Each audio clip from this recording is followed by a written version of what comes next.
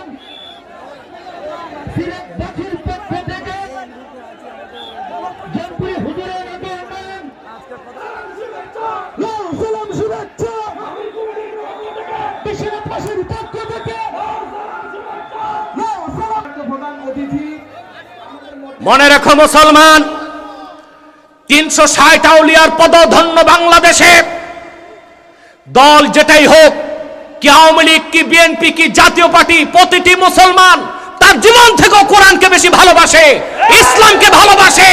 সেজন্য আমি বজ্রের সবটুকু আওয়াজকে কেড়ে উদাত্ত কণ্ঠে বলছি বাম রাম নাস্তিকদেরকে, আগামীর বাংলাদেশ কোরআনের বাংলাদেশ, আগামীর বাংলাদেশ ইসলামের বাংলাদেশ, আগামীর বাংলাদেশ আলেম ওলামার নেতৃত্বের বাংলাদেশ হবেই হবেই হবে ইনশাআল্লাহ, তাতে সন্দেহ নাই। পৃথিবীতে যারা সংশয়বাদী, নৈরাজ্যবাদী, জড়বাদী, ইহজাগতিক, আপনারা যাদেরকে চিনেন, যে নামটা বললে নাস্তিক, তাদের সবকিছু যাচাই বাছাই করার মানদণ্ড হলো বিজ্ঞান। তারা বিজ্ঞান পূজারী, সবকিছুতে বিজ্ঞানকেই প্রাধান্য দেয়। আর আমি বলে যাচ্ছি, আমি বলে থাকি, বিজ্ঞানের 70% হচ্ছে রূপকথা, 10% সত্য বিজ্ঞান দিয়ে 100% মহাসত্য কোরআনকে জাস্টিফাই করা যাবে না। কোরআন দিয়ে বিজ্ঞানকে জাস্টিফাই করতে হবে, ঠিক কিনা বলেন? মহাসত্যের সর্বোচ্চ মানদণ্ডে উত্তীর্ণ একমাত্র মহাসত্যের মাপকাঠি, মহাসত্যের সর্বোচ্চ মানদণ্ডে উত্তীর্ণ আল্লাহর 30 পারা কোরআন। ইংরেজদের 190 বছরের পুরনো আইন দিয়া ধর্ষণ মুক্ত বাংলাদেশ করা সম্ভব হবে না। আর ইংরেজদের রেখে যাওয়া শিক্ষা কারিকুলামের শিক্ষা দিয়ে যুবকদেরকে সংশোধন করা যাবে না। যদি ধর্ষণ মুক্ত বাংলাদেশ চাও, যদি সন্ত্রাস মুক্ত বাংলাদেশ চাও, যদি স্বাধীনতার স্থপতি বঙ্গবন্ধু সোনার বাংলাদেশ চাও, ইংরেজ আইন বাদ দিতে হবে, ইংরেজি শিক্ষা বাদ দিতে হবে, প্রাইমারি থেকে বিশ্ববিদ্যালয় পর্যন্ত কোরআনের শিক্ষাকে বাধ্যতামূলক করতে হবে। আমাদের সাংস্কৃতিক আগ্রাসনকে ঠেকাতে হবে আল্লাহর কোরআন দিয়ে, ঠিক কিনা বলেন? আমরা প্রথম পরিচয় মুসলমান, দ্বিতীয় পরিচয় আমরা বাংলাদেশী, ঠিক কিনা বলেন? আমাদের সংস্কৃতি উৎসারিত হবে ইসলামের ইতিহাস ঐতিহ্য থেকে। এর বাইরের কোন সংস্কৃতিকে মুসলমান অ্যাকসেপ্ট করতে পারে না, মেনে নিতে পারে না।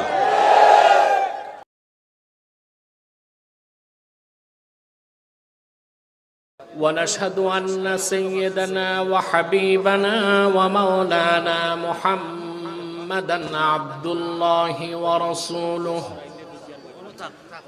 صلى الله عليه وعلى آله وصحبه وسلم الذي أكمل الله به قصر النبوة أي ختم الله به النبوة وحكما لا نبي بعده وأعلن في القرآن بالبرهان أن محمدا صلى الله عليه وسلم خاتم النبيين والمرسلين الذي أرسله بالحق بشيرا ونذيرا وداعيا إلى الله بإذنه وسراجا منيرا فقد قال الله تعالى في كلامه المجيد والفرقان الحميد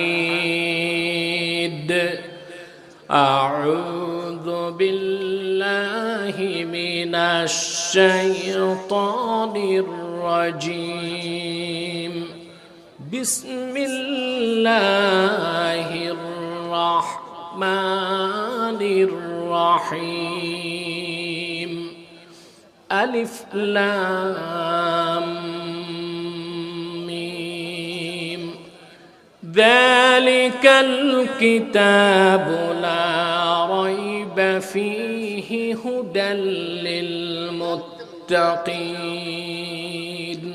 صدق الله العظيم وصدق رسوله النبي الحبيب الكريم ونحن على ذلك من الشاهدين والشاكرين والحمد لله رب العالمين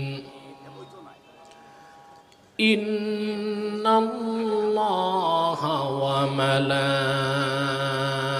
وملائكته يصلون على النبي يا أيها الذين آمنوا صلوا عليه وسلموا تسليما اللهم صل على সুজি মাইক আরো ছাড়বে ইকো কমিয়ে দিবে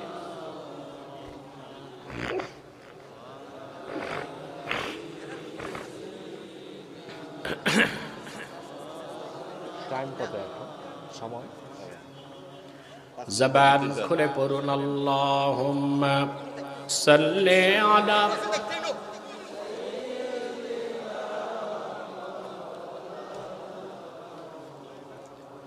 ওয়া আলা আলি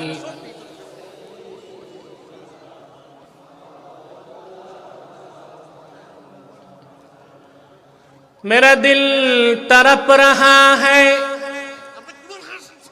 मेरा जल रहा है सीना ये दवा वही मिलेगी मुझे ले चलो मदीना अल्लाहुम्मा सल्ले अला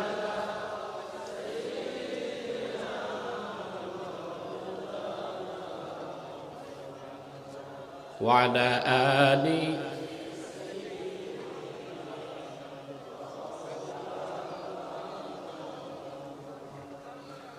मदीने की हवा से जन्नती बू आती है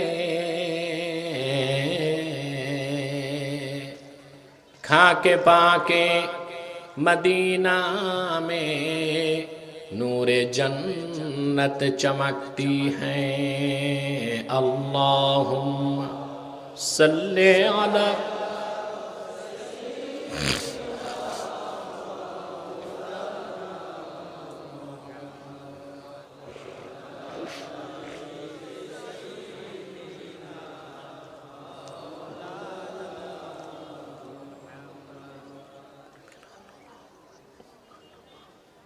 मुहम्मदुन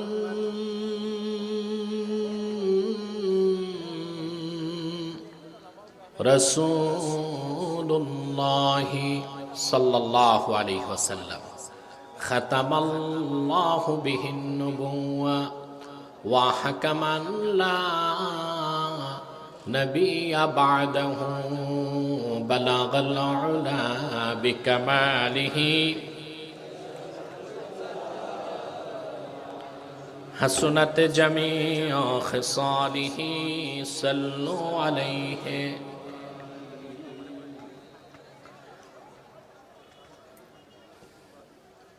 আনোরপুর ২০ ঘর ও বৃহত্তর এলাকাবাসীর উদ্যোগে আয়োজিত আজকের মাহফিলের সম্মানিত সভাপতি শাহ মোহাম্মদ মুশাহিদ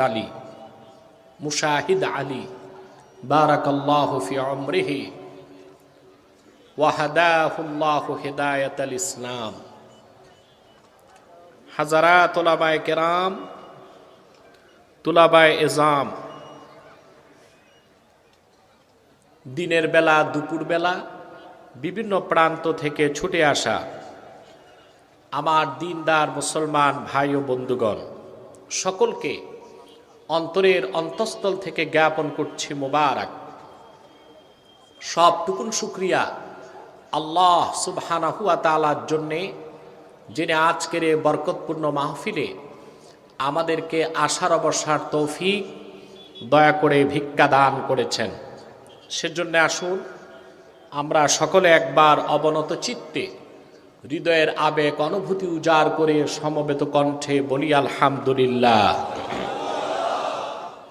অগণিত অসংখ্য দরুদ ও সালাম আল্লাহর সৃষ্টির প্রধান আকর্ষণ, বিশ্বসভার সভাপতি, সকল নবী রাসূলগণের মাথার তাজ, শামসুল হিদায়াত, বদরুদ্দুজা, সাইয়্যিদুস সাকালাইন, ইমামুল মুরসালিন, খাতামুন নবিয়্যিন ওয়াল মুরসালিন, আফতাবে নবুওয়াত, শাহানশাহে রিসালাত, সরকারে দো জাহাঁ, সুলতানুল মদিনা, নবিয়্যুল আম্বিয়া, হুজুরে আকরাম, নূরে মুজাসসাম, নূরুন আলা নূর, সাইয়্যিদিনা হাবিবিনা শাফিঈনা মাওলানা মুহাম্মদ সাল্লাল্লাহু আলাইহি ওয়াসাল্লামার উপর আল্লাহ জাল্লা যিকরুহ, যাকে আজ থেকে ১৫০০ বছর আগে প্রেরণ করেছেন, সর্বশ্রেষ্ঠ ও সর্বশেষ নবী ও রাসূল হিসেবে, যার পরে আজ পর্যন্ত পৃথিবীতে অবশ্যই কোনো প্রকার নবী কিংবা রাসূল অবশ্যই আসে নাই, অবশ্যই এখনো নাই, অবশ্যই কিয়ামত পর্যন্ত আসবে না। সম্মানিত সুধী, আপনারা অনেকক্ষণ যাবত অপেক্ষায় ছিলেন, আমি আপনাদের ক্ষমা সুন্দর দৃষ্টি কামনা করি। আমি একটু আগেই আসতাম, কিন্তু কুয়াশার কারণে লো ভিজিবিলিটিতে আমার আসার কথা ছিল হেলিকপ্টারে, আমি সেটা ক্যান্সেল করেছি। আমি যেন মাহফিলে আসতে পারি, আমি একটু কষ্ট বরদাস্ত করেছি, বাইয়ার এসেছি, সেজন্য আমাকে একটু দেরি হয়েছে। আপনারা একটি জিনিস দেখতে পেলেন, যারা নিন্দুক এবং হিংসুক, বিশুদ্ধগারকারী, সমালোচনাকারী, তারা অনেক সময় বলে থাকে হেলিকপ্টার দেখতে, তামাশা দেখতে মানুষ আসে। আজকে তাদের গালে আজকের এই মাহফিল একটা চপেটা ঘাত। হেলিকপ্টার দেখতে আসে না, আলোচকের চেহারা দেখতে আসে না, মানুষ আসে আল্লাহর কোরআনের আকর্ষণে। ঠিক কিনা বলেন? আমি দেরিতে এসেছি, তারপরও শুধুমাত্র কোরআন কারীমের বরকতে মাহফিলটি দিনের বেলা জনসমুদ্রের রূপ নিয়েছে, আলহামদুলিল্লাহ বলেন। এতে আপনারা খুশি না বেজার? সময় যেহেতু অত্যন্ত সংক্ষিপ্ত, আর আসর নামাজের আগেই আমাদেরকে মুনাজাত করতে হবে। আজকে আমরা কোরআন কারীম সূরাতুল বাকারা থেকে কয়েকটি আয়াত তেলাওয়াত করেছি। আমাদের ঈমান আকীদাকে দুরস্ত করার জন্যে, ব্যক্তি জীবন, সমাজ জীবন, রাষ্ট্র জীবন, সংসার জীবন, জীবনের প্রতিটি দিককে আলোকিত এবং সমুজ্জ্বল করার জন্যে এই কয়েকটি আয়াতকে কেন্দ্র করে নির্ভরযোগ্য মুফাসসিরগণের দৃষ্টিকোণ থেকে আমি কিছু কথা আপনাদের সামনে তুলে ধরার চেষ্টা করব। যদি আমার মালিক আল্লাহ সুবহানাহু ওয়া তাআলা আমাকেও আপনাদেরকে তৌফিক ভিক্ষা দান করেন, বলুন আল্লাহুম্মা আমিন। ভূমিকাতে ছোট্ট দুটো কথা।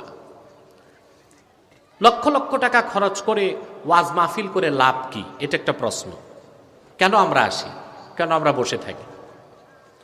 প্রশ্নটা আমাদের নয়, সংশয়বাদীদের, নৈরাজ্যবাদীদের, দ্বীন ইসলামের বিশ্বাস যাদের নেই তাদের। কেন আসি আমরা? প্রথম কারণ হচ্ছে কোরআন কারীমের মধুর আচ্ছাদন স্বাদ যারা পেয়েছে, আল্লাহর কোরআন থেকে তাদের দূরে রাখা যায় না। রাখা যায়? আমরা এসেছি, মাহফিলের উদ্দেশ্য হলো ঈমানকে বৃদ্ধি করা, আকীদাকে দুরস্ত করা, কোরআন সুন্নাহ মোতাবেক জীবন চলার ক্ষেত্রে দিক নির্দেশনা গ্রহণ করা। এটা একটি লাভ। দ্বিতীয় ফায়দা, আপনারা এখানে এসেছেন, মাহফিল যত বেশি হবে ব্যক্তির কল্যাণ হবে, রাষ্ট্রের উন্নতি হবে। বলবেন সেটা কিভাবে? মাহফিলের সাথে রাষ্ট্রের কি সম্পর্ক? প্রশ্ন আসে না? কথা বলেন, আমি তার ব্যাখ্যা দিচ্ছি। ব্যক্তির কল্যাণ হলো, আপনারা এসেছেন, হেঁটে এসেছেন, আল্লাহ পাক প্রতি কদমে 10টি নেকি আপনাদের দান করেছেন। একটু বড় গলায় বলেন সুবহানাল্লাহ। খুশি হয়ে থাকলে বলেন আলহামদুলিল্লাহ। বসে আছেন, প্রতি শ্বাসে 10টি নেকি হচ্ছে। মুনাজাত করে বাড়ি যাবেন, শিশুর মতো নিষ্পাপ হয়ে ঘরে ঢুকবেন। বিশ্বাস হয়? এটা আমার কথা না, সহিহ হাদিস। আল্লাহর হাবিব ইরশাদ করেছেন, মুমিন যখন ইলমে দ্বীন শিখার জন্য ঘর থেকে বের হয়ে যায়, ওয়ায়াস্তাগফিরু লাহু মান ফিস সামাওয়াতি ওয়াল আরদ হাত্তাল হিতানি ফিল মা, আকাশে জমিনে আল্লাহর যত সৃষ্টি আছে, এমনকি নদী আর সমুদ্রের অগণিত মাছ, আমার উম্মতের জন্য আল্লাহ রাব্বুল আলামিনের কাছে গুনাহ মাফের দোয়া করতে থাকে। কথা শুনতে পাচ্ছেন? আমাদের জন্য দোয়া চলতেছে, আলহামদুলিল্লাহ বলে। আকাশে জমিনে নদী আর সমুদ্রে আল্লাহর সৃষ্টিগুলো বলছে আল্লাহর কাছে, আল্লাহ তোমারই বান্দা যারা কোরআনকে ভালোবেসেছে তাদের গুনাহ মাফ করে দাও। তোমরা আজকে মারতেছ না, এতগুলো মানুষ, আওয়াজ নাই, একটু বড় গলায় বলো সুবহানাল্লাহ। না খেয়ে আসছো? না খেয়ে কথা বলে। আমিও না খেয়েই একরকম এসেছি, তাতে সমস্যা কি? আমরা তো রোজা রেখে অভ্যস্ত, ঠিক কিনা? প্রিয় ভাই বন্ধুগণ, আকাশে জমিনে সব জায়গায় দোয়া হচ্ছে আমাদের জন্য, আল্লাহ যেন আমাদের মাফ করে দেন। আমাদের গুনাহ কি আল্লাহ মাফ করবেন না? জোরে বলেন, করবেন না? এতে আমরা খুশি না বেজা? এটা আমাদের ব্যক্তি কল্যাণ, আমাদের ঈমান বাড়বে, চরিত্র ঠিক হবে, উন্নত চরিত্রের অধিকারী হব, গুনাহ থেকে বাঁচব, ঈমান বৃদ্ধি পাবে, জীবনটা হবে একটি উজ্জ্বল জীবন। এবং এখন মাহফিল বেশি হলে রাষ্ট্রের কি কল্যাণ তা তো বুঝাতে হবে। তা বুঝাতে বই পড়ার দরকার নাই, আর দূরে দেখার দরকার নাই, খুব কাছ থেকে বাস্তব একটি উদাহরণ দিচ্ছি। করোনা পরিস্থিতিতে গোটা দুনিয়া বিপর্যস্ত, তুলনামূলক বাংলাদেশ খুব ভালো আছে।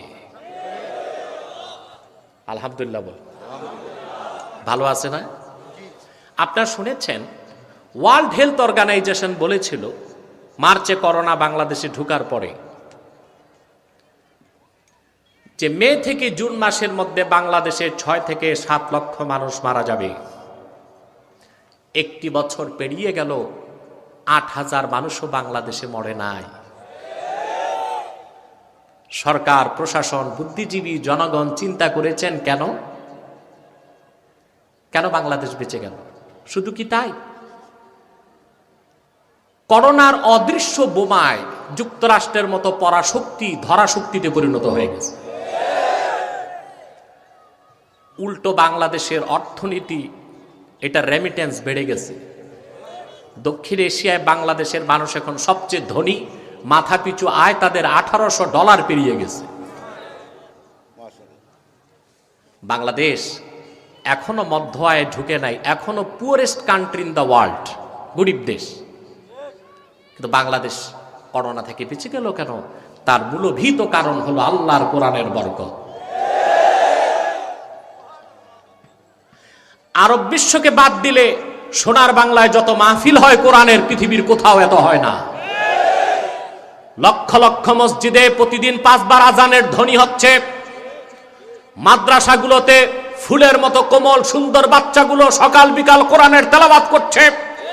গোটা সারা বাংলায়, বাংলাদেশের প্রতিটি জনপদে কোরআনের মাহফিলের আওয়াজ হচ্ছে, সেজন্যই বাংলাদেশে রহমতের বৃষ্টি বর্ষিত হয়েছে। আল্লাহ পাক করোনার গজব থেকে বাংলাদেশকে রক্ষা করেছে। নারায়ে তাকবীর, নারায়ে রিসালাত, কুরআন সুন্নাহর আলো, ঘরে ঘরে জালো। তাহলে কোরআনের মাহফিল যত হবে দেশের কল্যাণ তত বাড়বে। আমি প্রশাসনকে সবিনয় অনুরোধ করব, বাংলাদেশের সব মাহফিলগুলোর অনুমতি দিয়ে দিন, সিনেমা হলগুলো বন্ধ করে দিন, মাদ্রাসাগুলো খুলে দিন, আর বিভাগীয় নাইট ক্লাবগুলো বন্ধ করে দেন। রহমত আরো বাড়বে, সোনার বাংলা সত্যিকার সোনার বাংলায় পরিণত হয়ে যাবে।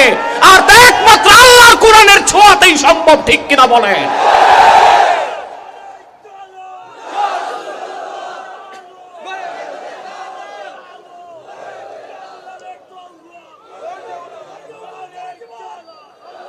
আমার ভাইরা, তাহলে কোরআনের মাহফিল বাংলাদেশে যত হবে, ব্যক্তির কল্যাণ, রাষ্ট্রের কল্যাণ, ঠিক কিনা? আমি বিভাগীয় কমিশনার, পুলিশ সুপার, জেলা প্রশাসক, আমাদের মুশাহেদ সাহেব সহ বিশ্বনাথ থানা কর্তৃপক্ষকে ধন্যবাদ জ্ঞাপন করছি। তাদের জন্য হৃদয় থেকে দোয়া করছি, যারা আল্লাহর কোরআনের মাহফিলের এই প্ল্যাটফর্ম সাজাবার সুযোগ করে দিয়েছে। বলেন আল্লাহুম্মা আমিন। আমরা দোয়া করব। কোরআনের পক্ষে যার অবস্থান, তার দল কি আমরা তা দেখব না, সে মুসলমান, তার জন্য আমরা দোয়া করব ইহকালের এবং পরকালের, ঠিক কিনা? এই দোয়া আমরা হৃদয় থেকে করব। প্রিয় ভাই বন্ধুগণ, আর দেরি নয়, সরাসরি মূল আলোচনায় প্রবেশ করছি। আমার সঙ্গে আপনারাও তিলাওয়াত করুন, যেন প্রতিটি অক্ষরে নূর আল্লাহ পাক আমাদের হৃদয়ে উদ্ভাসিত করে দেন। বলেন আল্লাহুম্মা আমিন। পড়ুন আউযু বিল্লাহি মিনাশ শাইতানির রাজীম, বিসমিল্লাহির রাহমানির রাহিম, আলিফ লাম মিম, যালিকাল কিতাবু লা রাইবা ফীহি হুদাল লিল মুত্তাকিন। সাদাকাল্লাহুল আযীম। পড়ুন সাদাকাল্লাহুল আযীম। ওয়া সাদাকা রাসূলুহুন নাবিয়্যুল হাবিবুল কারীম, ওয়া নাহনু আলা যালিকা মিনাশ শাহিদিন ওয়াশ শাকিরিন ওয়াল হামদু লিল্লাহি রাব্বিল আলামিন। সূরাতুল বাকারার শুরুতেই আল্লাহ পাক কয়েকটি অক্ষর নাজিল করলেন, আলিফ লাম মিম, তিনটি অক্ষর। তাফসীরের ভাষায় বলা হয় হুরুফুল মুকাত্তাআত। এই অক্ষরগুলোর অর্থ কি, ব্যাখ্যা কি, আমাদের জানা সম্ভব না। চরম রহস্যময় অক্ষরমালা, সুবহানাল্লাহ। সব মুফাসসির হুরুফে মুকাত্তাতের ব্যাখ্যায় ব্যাপক আলোচনার পর চূড়ান্ত মত ব্যক্ত করেছেন। আল্লাহু আ'লামু বিমুরাদিহি বিযালিক। এগুলোর সঠিক অর্থ ব্যাখ্যা আল্লাহ তাআলাই ভালো জানেন। তবে আমার একটি মত আছে, আল্লাহ তো অবশ্যই জানেন, আল্লাহ রসুলও জানতেন, ঠিক কিনা? যদি বলা হয় না রসুলুল্লাহ জানতেন না, তাহলে তো বলতে হবে অক্ষরগুলো অনর্থক নাজিল হয়েছে। কোরআনে অনর্থক একটি অক্ষরও কি নাজিল হয়েছে? কারণ কোরআনের শুরু থেকে শেষ প্রতিটি বাক্যের, প্রতিটি শব্দের, প্রতিটি অক্ষরের ব্যাখ্যা আল্লাহ পাক তার রসুলকে করে দিয়েছেন। কোরআন কারীমের কোন বাক্যের শব্দের এমন অক্ষর আছে যা আল্লাহ তার রসুলকে বুঝান নাই? থাকতে পারে? একটু জোরে মাতো না ভাই। আল্লাহ কোরআনে বলেছেন, লা তুহাররিক বিহি লিসানাকা লিতা'জালা বিহি ইন্না আলাইনা জামআহু ওয়া কুরআনাহ। মুহাম্মদ সাল্লাল্লাহু আলাইহি ওয়াসাল্লাম পবিত্র কোরআনকে আত্মস্থ করার জন্যে দ্রুত আপনার জিহ্বা মোবারক সঞ্চালন করবেন না, তার দরকার নাই। বরং আপনি কোরআন যখন নাজিল হবে শুধু শুনবেন আপনার সিনায় কোরআনকে জমা করে দেবার দায়িত্ব আমি আল্লাহ। ফাইদা ক্বরানাহু ফাত্তাবি কুরআনা, আমি যখন কোরআন নাজিল করব আপনি শুধু শুনেন। সুম্মা ইন্না আলাইনা বায়ানা, কোরআন আপনার সিনায় জমা করার দায়িত্ব আমি আমার আল্লাহর, কোরআনকে আপনার কাছে ব্যাখ্যা করে বুঝায় দেওয়ার দায়িত্ব আমি আল্লাহ। তাহলে কোরআনের শুরু থেকে শেষ পর্যন্ত এমন কোন বাক্যের, এমন কোন শব্দের অক্ষর নাই যেটার অর্থ রাসূলুল্লাহ নিজে জানতেন না, ঠিক কিনা বলেন? তাহলে আলিফ লাম মিম এই অক্ষরগুলো, হুরুফে মুকাত্তাতগুলোর অর্থ আল্লাহ জানেন, আর আল্লাহ আপন রসুলকে জানিয়ে দিয়েছিলেন। কথাটা বুঝতে পেরেছেন? তারপর আল্লাহ পাক বলেন যালিকাল কিতাব লা রাইবা ফি, এ হলো মহাগ্রন্থ কিতাব কোরআন, এর মধ্যে কোনো সন্দেহ নাই, কোনো সংশয় নাই। বলেন সুবহানাল্লাহ। কোরআন কারীমের শুরুতেই আল্লাহ পাক বিশ্ববাসীকে স্যাটিসফাইড করে দিলেন, কোরআনের শুরু থেকে শেষ পর্যন্ত প্রতিটি বাক্যের, প্রতিটি শব্দের, প্রতিটি অক্ষর মহাসত্যের সর্বোচ্চ মানদণ্ডে উত্তীর্ণ, যেখানে কোনো সন্দেহ নাই, সংশয় নাই, সন্দেহের কোনো অবকাশ নাই। আওয়াজ করে বলেন সুবহান। কে বলেছেন? কোরআনে যে সন্দেহ নাই, আল্লাহর এই কথার চ্যালেঞ্জের মোকাবেলায় কোনো শক্তি পৃথিবীতে দাঁড়াতে পেরেছে? সেকালে, একালে, পারবে কোনো কালে?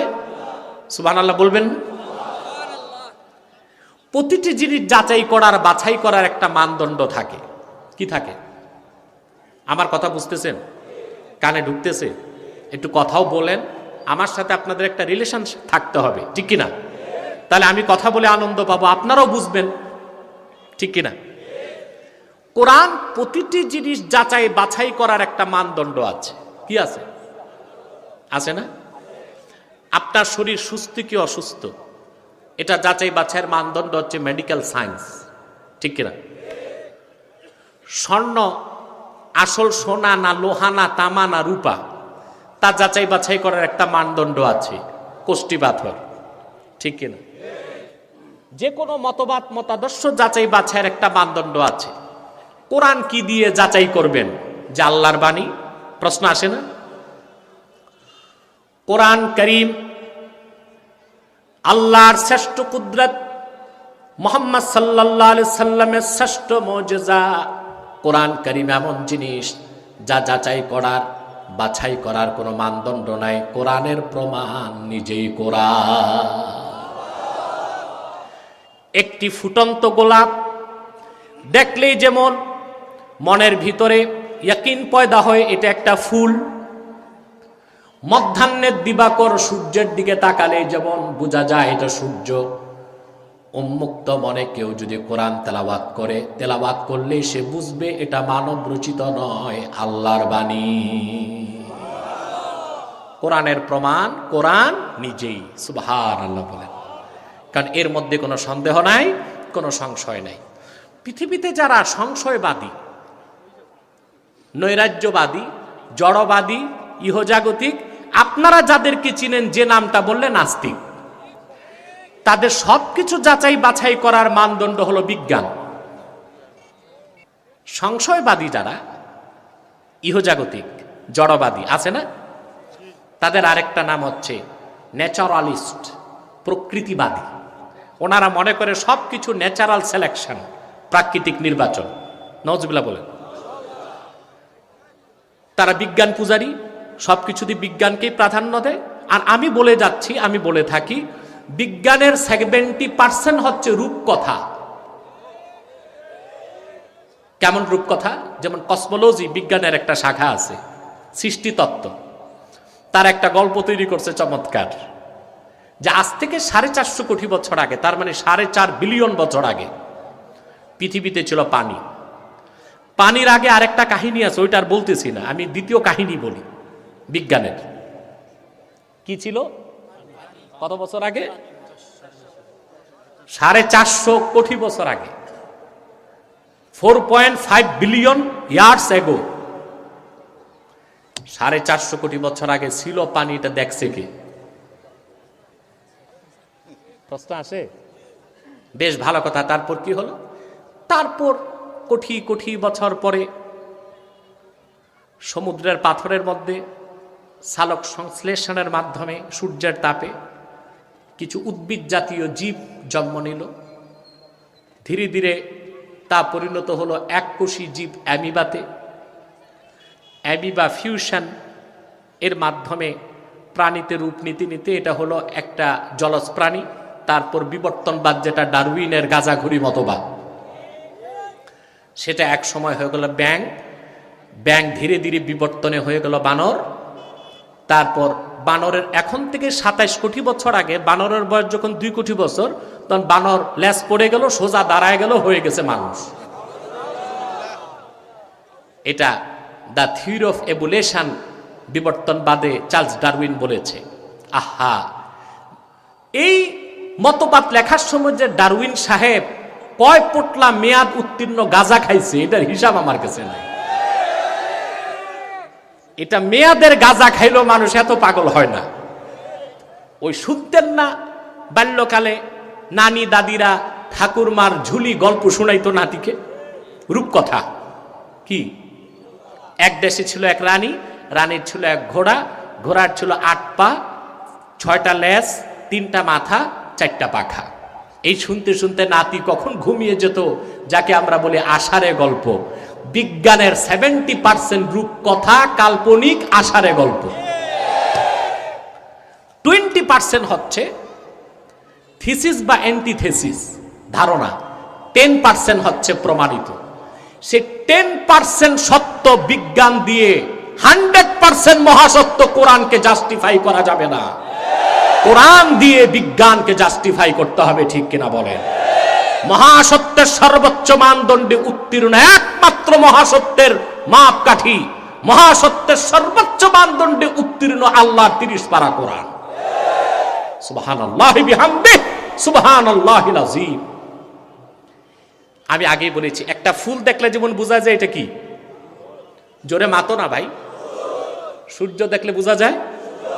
এ কোরআন খুললেই কোরআন বলে দেয় আমি আল্লাহর বাণী। আসেন এটার প্রমাণ নেন। আল্লাহর হাবিবের শ্রেষ্ঠ মুজিজা কোরআনুল কারীম যখন নাজিল হয়ে গেল, আমার নূর নবী মুহাম্মদ সাল্লাল্লাহু আলাইহি ওয়াসাল্লাম কোরআন যখন তিলাওয়াত করতে লাগলেন, কাফের মুশরিক, মক্কার কাফের মুশরিক যারা রাসূলুল্লাহর নূরময় জবান থেকে কোরআনের মধুর বাণী শুনতে লাগলো, তাদের প্রত্যেকের হৃদয় বিগলিত হতে লাগলো, কোরআনের প্রতি তারা দুর্বল হতে লাগলেন। সিরাতের কিতাবে হযরত আব্দুর রব দানাপুরী রহমতুল্লাহ লিখেছেন, মক্কার কুরাইশ নেতা Abu Jahl, Utba, Shaiba, Mughira, Abul Bukhtari, Abu Sufyan, আপনারা অবাক হবেন, কুরাইশদের নেতৃত্ব দিত 7 জন নেতা, 7 জন বুদ্ধিজীবী, 7 জন থিঙ্ক ট্যাঙ্ক বা পলিসি মেকার। কয়জন? থিঙ্ক ট্যাঙ্কস ছিল তাদের কয়জন? 7 জন। পলিসি মেকার, বুদ্ধিজীবী বলতে পারেন, আমাদের দেশও আছে, তবে তাদের দৌড় কতটুকু তা আপনারা দেখছেন, সেদিকে আর গেলাম না। তো কুরাইশদের বুদ্ধিজীবী ছিল 7 জন। কয়জন?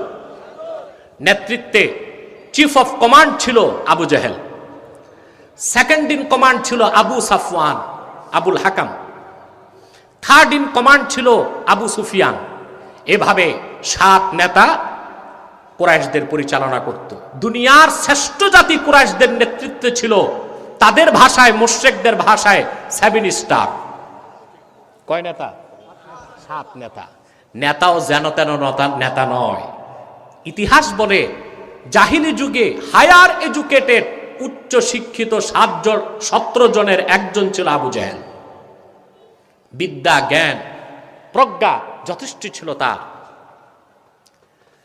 আব্দুর রব দানাপুরী লেখেন, সারাদিন সে মক্কায় ঘুরে ঘুরে রাসূলুল্লাহর বিরোধিতা করত, কোরআনের বিরোধিতা করত। অপরদিকে সারা রাত সে কাবার চত্বরে দাঁড়িয়ে থাকতো রাসূলুল্লাহর জবান থেকে কোরআন শুনে তার কলিজা ঠান্ডা করার জন্যেই। এমন এক মহাবিশ্বের বিস্ময় 30 পারা কোরআন। শুরুতেই আল্লাহ বলে দিলেন, যালিকাল কিতাব লা রাইবা ফি, এটা এমন এক নিদর্শন, এমন এক কিতাব যার মধ্যে কোনো সন্দেহ নাই, সংশয় নাই, সন্দেহের কোনো অবকাশ নাই। বলেন সুবহান। রাসূল করিম সাল্লাল্লাহু আলাইহি সাল্লামের এক সাহাবী মক্কাতে হাঁটতেছেন আর কোরআন তেলাওয়াত করতেছেন। এটা আসহাবে কেরামের অভ্যাস ছিল, তারা হাঁটতে চলতে ফিরতে কোরআন তেলাওয়াত করতেন। আর আমাদের যুবকদের অভ্যাস হাঁটতে চলতে ফিরতে গান গায়, ঠিক কিনা? কেউ সারেগামা, কেউ হিন্দি, আর কেউ পাশ্চাত্যের গান গায়, ঠিক কিনা? আমাদের দেশে, স্বাধীন বাংলাদেশে কখনোই বিজাতিদের পক্ষে সামরিক আগ্রাসন চালানো সম্ভব হবে না। তারা এখন যে আগ্রাসন চালাচ্ছে বিজাতিরা বাংলাদেশে, বাংলাদেশের রিজিম চেঞ্জ করার জন্য, সেটা হলো কালচারাল অ্যাটাক, সাংস্কৃতিক আগ্রাসন। কি আগ্রাসন? বাংলাদেশে তারা চালু করেছে ভ্যালেন্টাইন্স ডে, বিশ্ব ভালোবাসা দিবস নামের বিশ্ব বেহায়া দিবস। তারপর চালু করেছে কি 31st নাইট, ঠিক কিনা? এ কি আমাদের মুসলমানের সংস্কৃতি না পাশ্চাত্যের সংস্কৃতি? আগে আপনারা বৈশাখ মাসে পালন করতেন, মেলা করতেন, ঠিক কিনা? বাড়িতে ভালো রান্না বান্না করতেন, হাল কাতা খুলতেন, মিলাদ মাহফিল করে দোকান চালু করতেন, এটা তো ভালো কাজ। এভাবে বৈশাখ পালনের সমস্যা নাই। কিন্তু এখন কিছু উদ্ভট মস্তিষ্কের উর্বর চিন্তা থেকে কিছু যুবক আবিষ্কার করেছে মঙ্গল শোভাযাত্রা। বানর, হনুমান, হুতুম পেঁচা, হাতে হিন্দুদের মতো শাক, মাথায় তিলক, বাসন্তী কালারের শাড়ি পরে সব উলুধ্বনি দিয়া বের হয়। এটা মুসলমানের সংস্কৃতি নয়, এটা হিন্দুদের হিন্দুয়ানি সংস্কৃতি। মুসলমান তা বরদাস্ত করতে পারে না। আমাদের সাংস্কৃতিক আগ্রাসনকে ঠেকাতে হবে আল্লাহর কোরআন দিয়ে, ঠিক কিনা বলেন? আমরা প্রথম পরিচয় মুসলমান, দ্বিতীয় পরিচয় আমরা বাংলাদেশী, ঠিক কিনা বলেন? আমাদের সংস্কৃতি উৎসারিত হবে ইসলামের ইতিহাস ঐতিহ্য থেকে। এর বাইরের কোন সংস্কৃতিকে মুসলমান অ্যাকসেপ্ট করতে পারে না, মেনে নিতে পারে না। অতএব যুবকরা চলতে ফিরতে গান গাইবেন না, পারলে একটু কোরআন তেলাওয়াত করবেন, দরুদ সালাম করবেন। সুবহান। কি পড়বেন? দরুদ সালাম আর কোরআন তেলাওয়াত। রাসূলুল্লাহর উপর একবার দরুদ পড়বেন, 10টা গুনাহ মাফ হয়ে যাবে, 10টা রহমত পাবেন, 10টা স্তর আপনার বেড়ে যাবে। সুবহান। হাঁটতে চলতে ফিরতে দরুদ পড়বেন, ঠিক কিনা? আরবে এক লোক দুধ বিক্রি করতেছে, দুধ।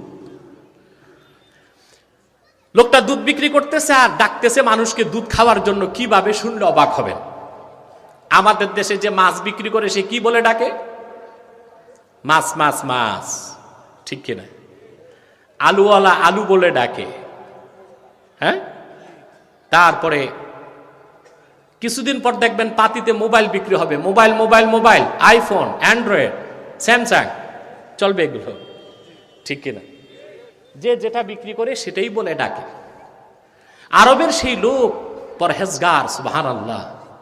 আমাদের অনুসরণ করতে হবে আরববাসীদের। তিনি দুধের গাড়ি ঠেলতেছেন আর লোককে ডাকতেছেন, ইশরাবুল হালিব সাল্লু আলাল হাবিব।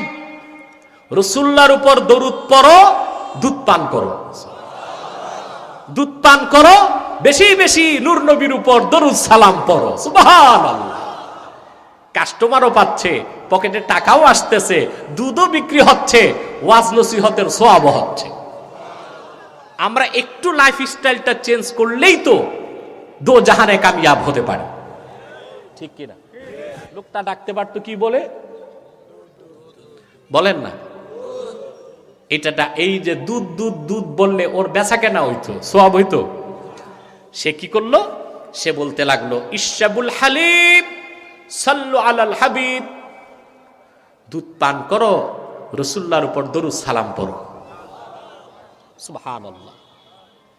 আমাদের সংস্কৃতি, অভ্যাস, লাইফস্টাইলকে, কালচারকে চেঞ্জ করতে হবে। কথা বুঝতে পেরেছেন? আপনি অবাক হবেন, আজকে দৈনন্দিন জীবনের উন্নতি, অগ্রগতি, সুস্বাস্থ্যের জন্য বিজাতিরা কোরআন সুন্নাহর লাইফস্টাইলকে গ্রহণ করছে। চায়না ফুজিয়ানা অ্যাগ্রোকালচার অ্যান্ড ফরেস্ট ইউনিভার্সিটির গবেষক চাইনিজদের জীবনযাত্রা কিরকম, তারা এত সুস্থ কেন? আমাদের দেশের মানুষ 50 বছর বয়স হলে লাঠি হাতে নেয়, চায়নাতে 70 বছর বয়সে ওরা দৌড়ায়। স্বাস্থ্য এত ভালো কেন? অবাক হয়ে যাবেন। আমি সেই থিসিস পড়ে দেখলাম গবেষকের, তারা পরকালীন মুক্তির জন্য ইসলামকে গ্রহণ করে নাই, ইহজাগতিক কল্যাণ, নেতৃত্ব, কর্তৃত্ব, দুনিয়ার সমৃদ্ধির জন্য হাদিসকে মানতেছে। তাদের প্রথম দিনে শুরু হয় যেটা আর্লি টু রাইজ, ফজরের সময় তারা ঘুম থেকে উঠে। আর বাংলাদেশে 80% মুসলমান সকাল 10টায় ঘুম থেকে উঠে, সারা রাত টেলিভিশন দেখে, মোবাইল দেখে, ঠিক কিনা? আর ওরা বেদিন ঘুম থেকে উঠে কখন? সূর্য ওঠার আগে। অবাক হবেন, চায়নাতে স্কুলগুলো চালু হয়ে যায় সকাল 7টায়, আর বিশ্ববিদ্যালয়গুলো চালু হয় সকাল 8টায়। সে দেশে যত বড় সরকারি কর্মকর্তা সকাল 8টায় তার অফিসে থাকতে হবে। আমাদের দেশের অফিসাররা সকাল 10টায় ঘুম থেকে উঠে সকাল 11টায় প্রাতরাশ করে রেডি হয়ে অফিস যেতে যেতে দিনের অর্ধেক গেছে। আর সকাল 8টায় তাদের অফিস, আদালত, ভার্সিটি চালু হয়ে যায়। দুপুর 12:30টায় সব বন্ধ, স্কুল, কলেজ, অফিস, আদালত, দফতর বন্ধ। 12:30 থেকে 12টা থেকে 12:30 তারা ভাত খায়।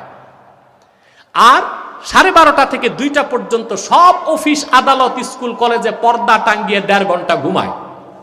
এই যে দুপুরে খাওয়ার পর ঘুমানো, এইটাকে বলা হয় কাইলুলা। সুবহানাল্লাহ। রাসূলুল্লাহ সাল্লাল্লাহু আলাইহি ওয়াসাল্লাম বলেছেন, আমার যে উম্মত কাইলুলা করলো না সে শয়তান। এই হুকুমটা আমরা মানতে পারি না, কিন্তু তারা মানতেছে। 1.5 ঘন্টা তারা ঘুমাবে, তারপরে 2টা বাজে উঠে তারা তাদের কাজ শুরু করবে। বিকাল 5টায় সব কাজ শেষ। বাড়িতে যে 6টা থেকে রাত 7:30টার মধ্যে তারা রাতের খাবার খেয়ে ফেলে। হাদিসে এসেছে সুন্নাত হলো এশার নামাজের আগেই খানা খেয়ে ফেলা। এশার নামাজের পর কথাও বলা ঠিক না, কাজও ঠিক না, ঘুমায় যেতে হবে। আজ শুধু জীবনযাত্রার ক্ষেত্রে সুবহানাল্লাহ হাদিসের সংস্কৃতিকে গ্রহণ করে চাইনিজরা দুনিয়ার কর্তৃত্ব, নেতৃত্বে প্রথম সারিতে চলে গেছে। আর আমরা না পরকালের মুক্তির জন্য কোরআন হাদিস মানতেছি, না ইহকালের জন্য, ঠিক কিনা? অতএব আমাদেরকে ইসলাম নিঃসারিত সংস্কৃতি গ্রহণ করতে হবে। সাহাবী হাঁটতেছেন, কোরআন তেলাওয়াত করতেছেন, 2টা আয়াত মনে পড়ছে? কথা বলেন। রাসূলুল্লাহর সাহাবী কোরআন তেলাওয়াত করছেন আর হাঁটতেছেন। ফাসদা বিমা তুমার ওয়া আরিদ আনিল মুশরিকিন। কোরআন কারীমের 2টো আয়াতের আওয়াজ কোন এক অবিশ্বাসী কাফেরের কানে চলে গেল। কোরআনের 2 আয়াতের মধুর তেলাওয়াত আর আকর্ষণ কাফের লোকটার হৃদয়কে টেনে ধরল। সাহাবী হাঁটতেছেন, পিছনে কাফেরটাও হাঁটতেছে, শুধুমাত্র কোরআনের 2 আয়াত শোনার জন্যে। সুবহানাল্লাহ বলবেন। কুরাইশ যারা কাফের ছিল কাফের, মনে কষ্ট নিবেন না, তারা ছিল আরববাসী, আমাদের চেয়ে বেশি তারা কোরআন বুঝতো, ঠিক কিনা? আবু জেহেল কোরআন বুঝে নাই, অনেক বুঝেছে। আমরা যা বুঝেছি তার থেকে কোনো অংশে কম, কিন্তু কপাল পোড়া, হেদায়েত পায়নি। সাহাবী তেলাওয়াত করতে করতে কাবার চত্বরে চলে আসলেন, পিছনে কাফেরটাও আসলেন। কিতাবুশ শিফা বিতারিফি হুকুকিল মুস্তাফা কিতাবে কাজী আয়াজ লেখেন, সেই কাফের লোকটি কাবার চত্বরে এসে সাজদায় চলে গেল। লোকেরা জিজ্ঞেস করলো, লিমা সাজাত্তা ইয়া ফুলান, ও আল্লাহর বান্দা তুমি কেন সাজদা করলা? সে জবাব দিয়েছে, ওয়াল্লাহি লাকাদ সাজাদতু লিফাসাহাতিহি, কাবার মালিক আল্লাহর কসম, কোরআনের তেলাওয়াত, তার ছান্দসিকতা, শব্দের প্রাঞ্জলতা, কোরআন কারীমের মহত্ব, বড়ত্ব আমাকে মাথা সোজা করে রাখতে দেয় নাই। আল্লাহর কোরআনের সামনে, সেই জন্য আমি সাজদায় পড়ে গিয়েছি। কোরআন কারীম, এর মধ্যে কোনো সন্দেহ নাই, কোনো সংশয় নাই। কোরআনের প্রমাণ নিজেই কোরআন। বলেন সুবহানাল্লাহ। একটু আওয়াজ করে বলেন সুবহানাল্লাহ। ইসলামের প্রাথমিক অবস্থায় মক্কাতে হজের সময় বাহির থেকে লোক আসত। জাহিলি যুগেও হজ চলতো। আপনারা আমার কথা শুনতেছেন? তো যখন আরবের বাহির থেকে লোক আসতো, আল্লাহ রসুল তাদেরকে দ্বীনের দাওয়াত দিতেন, যেন ইসলামের দাওয়াতটা আরবের বাইরেও ছড়িয়ে যায়। কিন্তু আবু জেহেল সে কি করতো? হজের সময় রসুল্লাহ ইসলামের দাওয়াত দিতেন, আর আবু জেহেল ঘুরে ঘুরে বিদেশি যারা ইরাক থেকে, শাম থেকে, ফিলিস্তিন থেকে, হাবাসা থেকে আসতো, ইয়ামান থেকে আসতো, তাদেরকে বলতো, ভাই সাবধান, ভুলেও মোহাম্মদ সাল্লাল্লাহু আলাইহি ওয়াসাল্লামের কাছে যেও না। লোকজন বলতো, কেন? শুনেছি উনি খুব ভালো মানুষ, আল্লাহর আকাশের নিচে ওনার চেয়ে ভালো মানুষ নাই, ওনার কাছে যেতে নিষেধ করো কেন? বলে, শোনো, উনি এমন কিছু কথা শোনাবেন তাতে বাপদাদার ধর্ম তুমি ঠিক রাখতে পারবা না। বলে, কেন? কি শোনান? বলে, যা শোনান তা আমাদেরও শুনতে ভালো লাগে। কোথায় পান? বলে, ওনার কাছে জিন আসে। রোম দেশের এক হাকিম, হাকিম বুঝেন? ডাক্তার, কবিরাজ না, বিজ্ঞানী, দার্শনিক, চিকিৎসককে বলা হয় হাকিম। আমাদের দেশে যারা সালসা বেচে, কবিরাজি করে, এদের নাম হাকিম সাহেব। অনেক নামই আমরা পরিবর্তন করে ফেলেছি। ম্যারেজ রেজিস্টার যে বগলে খাতা নিয়ে দৌড়ায়, এর নাম দিয়েছি কাজী সাহেব। এ যদি কাজী হয় তো ইসলামী আদালতের জাস্টিসকে কি বলবেন? কথা বলেন। কোরআনের আইন দিয়ে যে আদালত চলে, সেখানে যিনি জাস্টিস হন তার নাম কাজী। আমাদের দেশে যারা কাপড় সেলাই করে, এদের নাম দিয়েছি খলিফা। না, এ লোকটা টেইলার। খলিফাকে ইসলামী স্টেটের চিফ এক্সিকিউটিভ, যিনি প্রধান নির্বাহী, তার নাম হবে খলিফা। কুখ্যাত ইংরেজ জাতি আমাদের অভিজাত শব্দগুলোকে অপমান করার জন্য এই কুকর্মটা করে গেছে। আমরা তা পরিবর্তন করব এখন থেকে। টেইলারকে খলিফা বলবো না, ম্যারেজ রেজিস্টারকে কাজী সাহেব বলবো না। মনে থাকবে? কথা বলে না। এগুলো সংশোধন করতে হবে, আমাদেরকে করতে হবে। আমরা করলে সবাই মেনে নিবে, ঠিক কিনা? আমার প্রিয় ভাই বন্ধুগণ, রোম দেশের হাকিম বলল, আমাকে তাইলে একটু মোহাম্মদ সাল্লাল্লাহু আলাইহি ওয়াসাল্লামের কাছে নিয়ে যাও, আমি চিকিৎসা করব, জিন আর আসবে না। চলো। আসছে আল্লাহ রসুলের কাছে। সুবহানাল্লাহ। আমার নূর নবী নিজেই ছিলেন মুজিজা। অন্য নবীরা মুজিজা দেখাতেন, রাসূলুল্লাহর চেহারা ছিল মুজিজা, দাঁত ছিল মুজিজা, চুল ছিল মুজিজা। সুবহানাল্লাহ। সেজন্যই তো কোরআনে আল্লাহ পাক তার হাবিবের চেহারার কসম করেছেন, ওয়াদ-দুহা। সুবহানাল্লাহ বলবেন। রাসূলুল্লাহর চেহারা কত সুন্দর ছিল। অনেক কাফের মুশরিক রাসূলুল্লাহর চেহারা দেখে মুসলমান হয়ে গেছে। হুজুর যখন হাসতেন, শামাইল তিরমিজি 14 নম্বর হাদিস, ইদা তাকাল্লামা রুইয়া কান-নূর ইয়াখরুজু মিন বাইনি সানায়া। রাসূলুল্লাহ যখন কথা বলতেন, বেহেশতের হাসি আসতেন। যখন বেহেশতের হাসি আসতেন, দুই দাঁতের মাঝখান থেকে নূর বের হয়ে যেত। আর একটু জোরে সুবহানাল্লাহ বলবেন। সহিহ বুখারী 2য় খণ্ড 910 পৃষ্ঠার হাদিস। আনাস বিন মালিক বলেন, রাসূলুল্লাহকে দেখলাম হাত তুলে দোয়া করতেছেন খালেদা সাইফুল্লাহর জন্য। হুজুর যখন হাত তুললেন, হাত্তা রাআইতু বায়াদা ইবতাইহি, আমি রাসূলুল্লাহর দুই বগল থেকে নূরের চমক দেখতে পেলাম। আপনার আমার বগলের কি অবস্থা? তা আফ্রিকার জঙ্গল হয়ে আছে। আর সাহাবী বলেন, আনাস বিন মালিক, বুখারী 2য় খণ্ড 910 পৃষ্ঠার হাদিস। সুবহানাল্লাহ বলবেন না ভাই? বলেন না সুবহানাল্লাহ। কেমন রাসূলের উম্মত, একটু বুঝার চেষ্টা করেন, তাইলে তো আর ঈমান বিক্রি করবেন না। সাহাবী বলেন, রাসূলুল্লাহ হাত তুললেন, হাত্তা রাআইতু বায়াদা ইবতাইহি, আমি আল্লাহ রাসূলের দুই বগল থেকে নূরের চমক দেখতে পেলাম। হাকিম গেছে রাসূলুল্লাহর কাছে, জিন সরাবে। কি সরাবে? রোম দেশের হাকিম। হাকিম মানে কবিরাজ না, বিজ্ঞানী, দার্শনিক, তবিব, বড় চিকিৎসক। আল্লাহর হাবিবের চেহারা মোবারক দেখেই বুঝলেন তিনি সাধারণ কেউ নন। আল্লাহর হাবিবের কাছে যে বললেন, ইয়া রাসূলুল্লাহ, ইয়া হাবিবাল্লাহ, মানব জাতিকে আপনি কিসের দাওয়াত দেন? আল্লাহ রসুল ছোট্ট একটা খুতবা পড়ে কোরআনের আয়াত তেলাওয়াত করলেন সূরা আহজাব থেকে, ইয়া আইয়ুহান নাবিয়্যু ইন্না আরসালনাকা শাহিদাও ওয়া মুবাশশিরাও ওয়া নাযীরা ওয়া দাঈয়ান ইলাল্লাহি বিইذনিহি ওয়া সিরাজাম মুনীরা। রাসূলুল্লাহ নূরময় জামান থেকে কোরআন কারীমের এতটুক শোনার সঙ্গে সঙ্গেই সেই রোম দেশের দার্শনিক বিজ্ঞানীর মাথাটা নত হয়ে গেল। সে বলল, মুহাম্মদ সাল্লাল্লাহু আলাইহি ওয়াসাল্লাম, আমার প্রাণ ঠান্ডা হয়ে গেছে, মন তো ভরে নেই, আরেকবার শোনা। আল্লাহু আকবার। সাউন্ডটা কমে গেছে।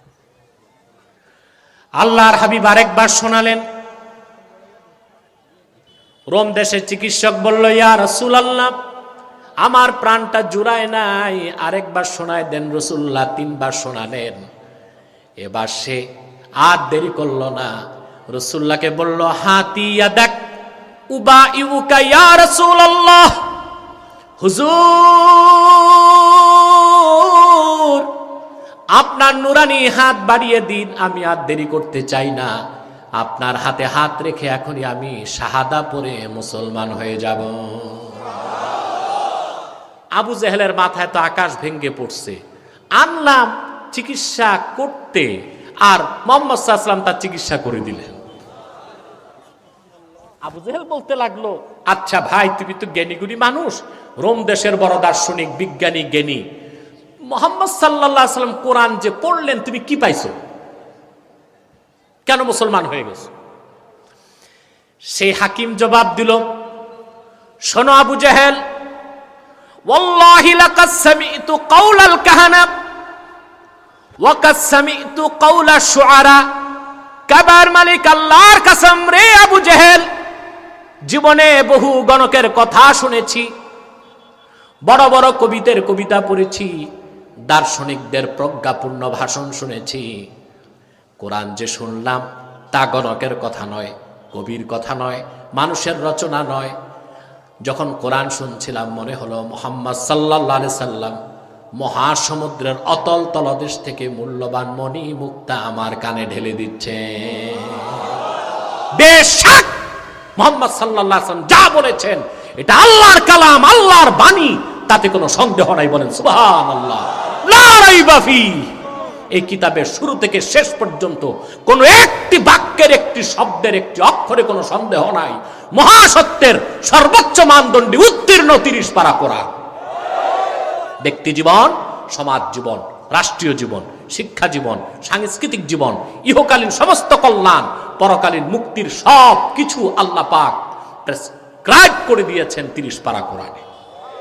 সব কিছু আল্লাহ পাক বলে দিয়েছেন, নাজিল করে দিয়েছেন 1500 বছর আগে মুহাম্মদ সাল্লাল্লাহু আলাইহি সাল্লামের উপর অবতীর্ণ 30 পারা কোরআনে। বলেন সুবহান।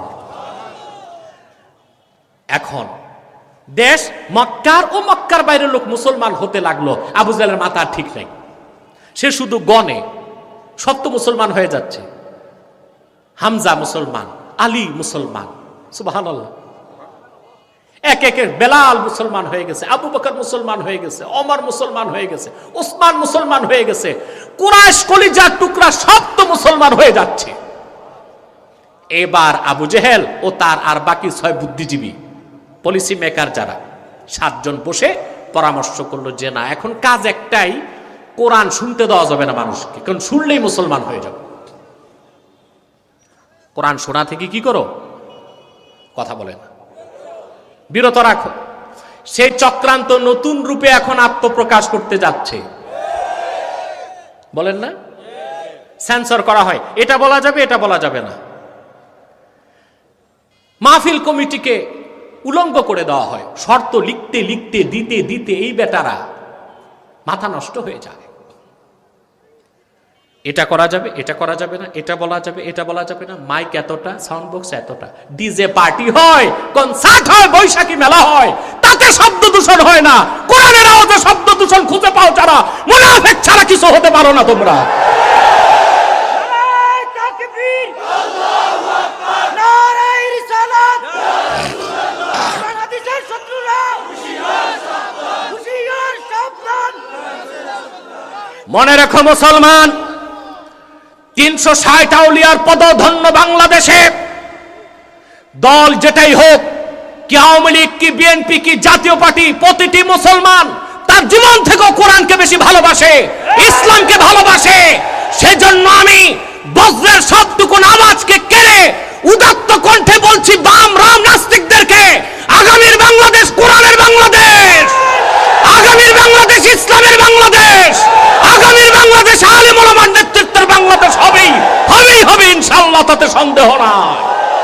নারায়ে তাকবীর, আল্লাহু আকবার, নারায়ে রিসালাত, ইয়া রাসূলুল্লাহ, কোরআন সুন্নাহর আলাপ, ঘরে ঘরে জালো, আমার ভাইয়েরা, আমার নূর নবী মুহাম্মদ সাল্লাল্লাহু আলাইহি ওয়াসাল্লামের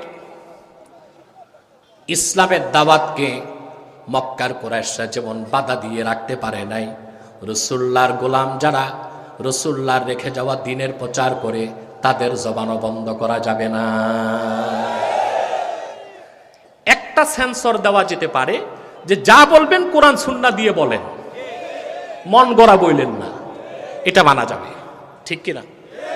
কিন্তু বাক স্বাধীনতা সবার আছে, শুধু আলেমদের নাই, ঠিক কিনা? না, তা চলবে না। কোরআন সুন্নায় যা আছে আমরা বলবো, তাতেই ব্যক্তির কল্যাণ, জাতির কল্যাণ, রাষ্ট্রের কল্যাণ, ঠিক কিনা বলেন?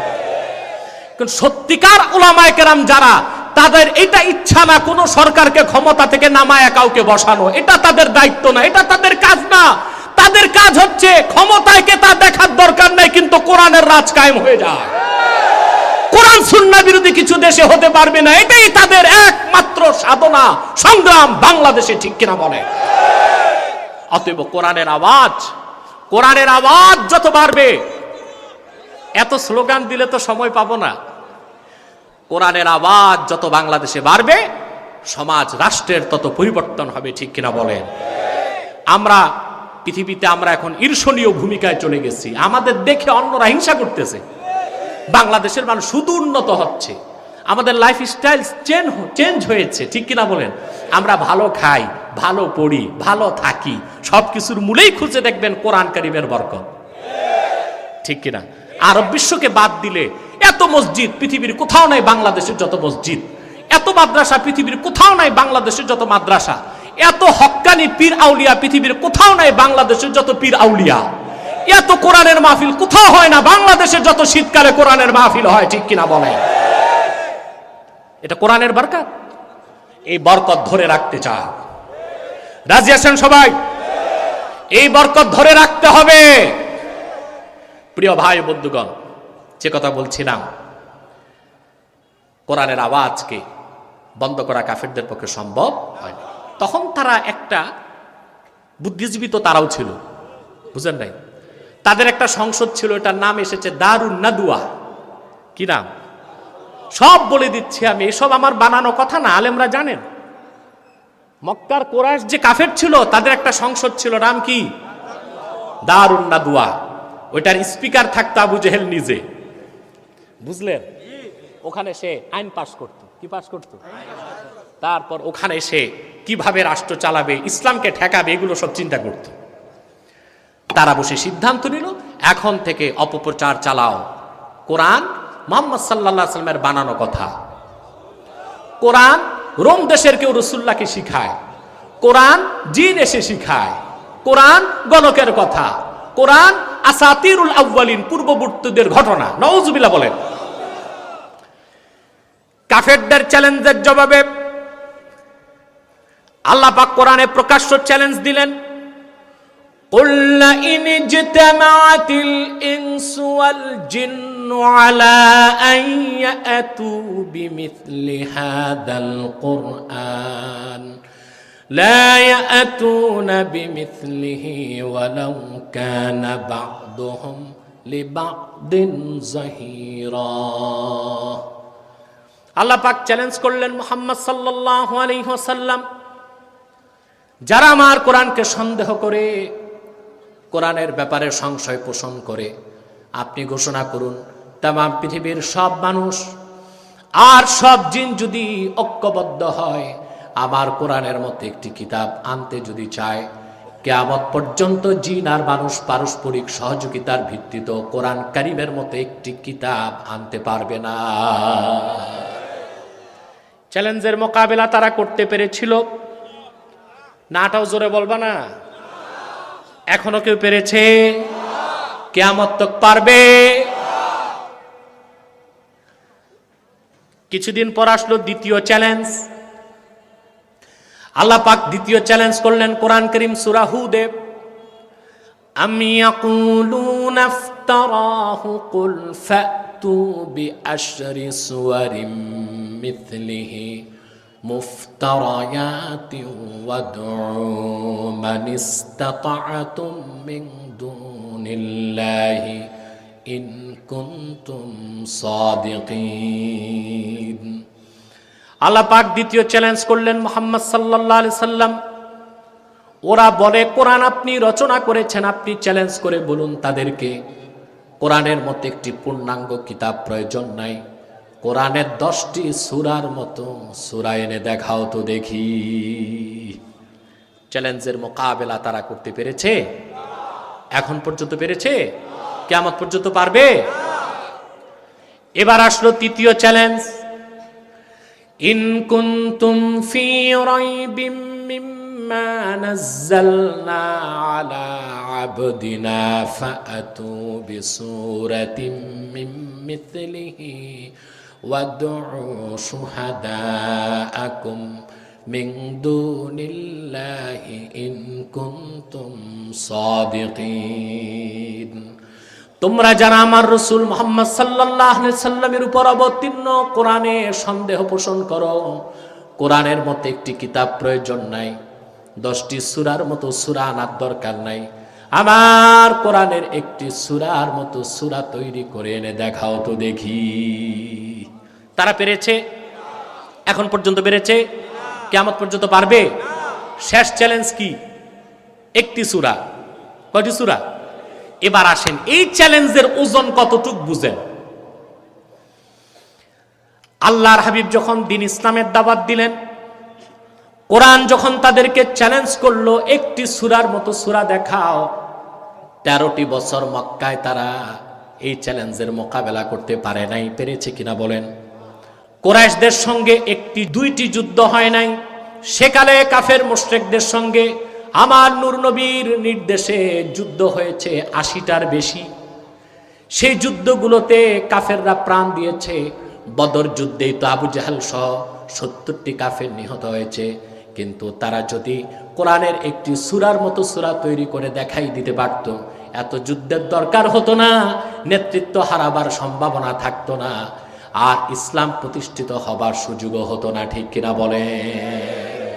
13টি বছর তারা রাসূলুল্লাহ সাল্লাল্লাহু আলাইহি ওয়াসাল্লামের বিরোধিতা করেছে মক্কায়, কোরআনের একটি সূরা কাউসারের মতো ছোট সূরাও বানাতে পারে নাই। 10 বছর মদিনাতুল মুনাওয়ারাতে 80টির মতো যুদ্ধ হয়েছে, তারা জীবন দিয়েছে, রক্ত দিয়েছে, ক্ষমতা শূন্য হয়েছে, তাদের নেতৃত্ব, তাদের সমস্ত কিছু ধুলায় মিশে গেছে। তারপরও ইসলামকে চ্যালেঞ্জ করতে যে কোরআনের একটি সূরার মতো সূরা তারা বানাতে পারে না। ইসলাম বিজয়ী হয়েছে। বলেন সুবহানাল্লাহ। দালিকাল কিতাব, জোরে বলেন দালিকাল কিতাব লা রাইবা ফি। অতএব কোরআন হলো মহাসত্যের মানদণ্ড। ঠিক কিনা বলেন? এবার আসেন আমি একটু কম্পারিজন করব নাস্তিক সংশয়বাদীদেরকে বুঝাবার জন্য। তারাও তো মানুষ, আমি চাই তারাও হেদায়েত হোক। ঠিক কিনা? মানদণ্ড বিজ্ঞান হবে না কোরআন হবে, এটা প্রশ্ন। এটা তো আমাদের বিশ্বাস, এবং এই বিশ্বাসটা চূড়ান্ত সত্য বিশ্বাস। তাদের বুঝাবার জন্য বলছি, সত্যের মানদণ্ড কি বিজ্ঞান হবে না কোরআন হবে? জোরে বলেন। কেন? বিজ্ঞান হলো সসীম, লিমিটেড, কোরআন হলো অসীম, আনলিমিটেড।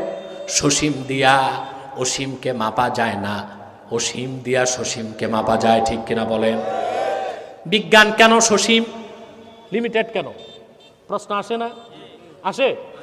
বিজ্ঞানী যত বড় হোক, তার সমস্ত জ্ঞান অর্জনের মাধ্যম তো মোটে 5টা। ওই 5টা আপনারও আছে। কয়টা? আমার সাথে গণনা করেন।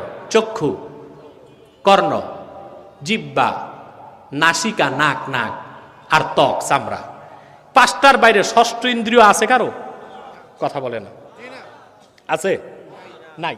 ইন্দ্রিয় কয়টা? বিজ্ঞানী, দার্শনিক, ফিলোসফার, সায়েন্টিস্ট, যে ধরনের সায়েন্টিস্ট হোক, কি জুলজিস্ট, কি বোটানিস্ট, কি থিওলজিস্ট, কি কেমিস্ট, সব বিজ্ঞানী, দার্শনিক, যত বড় বিজ্ঞানী হোক, তার জ্ঞান অর্জনের মাধ্যম কিন্তু মোটে 5টা। এই 5টা থেকেই তাকে জ্ঞান অর্জন করতে হয়, ঠিক কিনা? এখন আপনি বলুন তো ভাই, এই 5টা যে মাধ্যম জ্ঞান অর্জনের, এর ক্ষমতা অসীম না সসীম? সসীম। সীমিত। সীমিত না? মেডিকেল সায়েন্স বলে একটি মানুষ খালি চোখে মাত্র দেখতে পায় 21 মাইল। কত মাইল? বেশি না কম? শুধু কম না, অনেক কম। বিপরীত দিক থেকে আলোর রিফ্লেক্স যদি না থাকে, মাত্র দেখে কত? 21 মাইল। কথা বলো না ভাই, এটা বেশি না কম? কম না, খুবই কম। বিজ্ঞান যে দূরে দেখে, ওটা তো দূরবীন দিয়া। মহাকাশে দেখে, ওটা টেলিস্কোপ দিয়ে। কিন্তু তার ক্ষমতা কতটুকু? কিন্তু আমরা যে পরিমাণ ফরমালিন এবং কার্বাইড খাচ্ছি, এখন 21 মাইল আর যাবে না, 7 থেকে 10 মাইল যেতে পারে। ছোট ছোট বাচ্চাদের দেখি এত মোটা গ্লাস লাগায়, চশমা এত মোটা, 1500 পাওয়ার, 2500 পাওয়ারের চশমা লাগায়।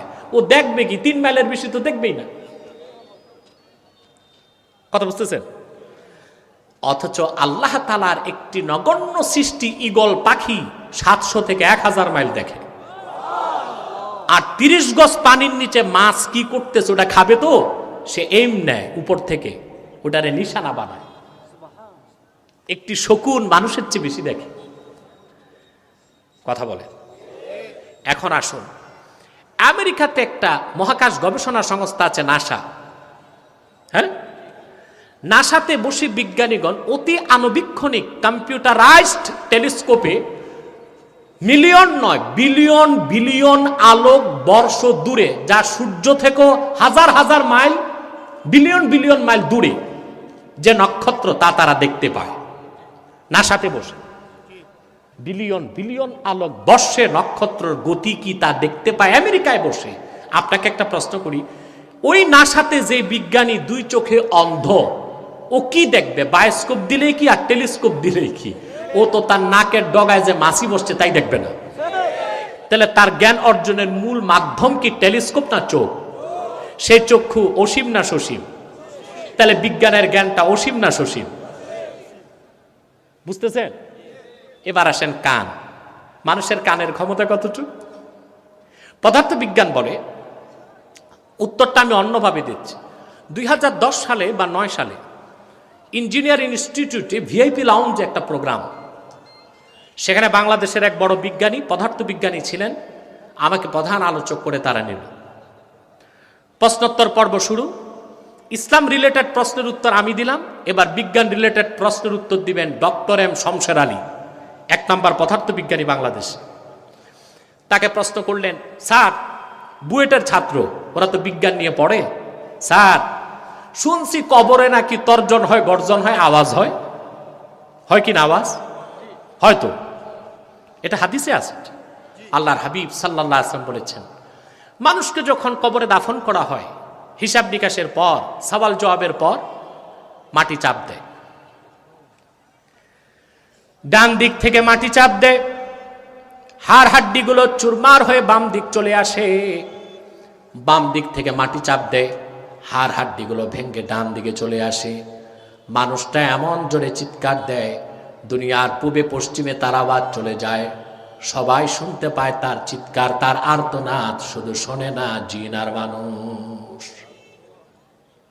শুধু শোনে না।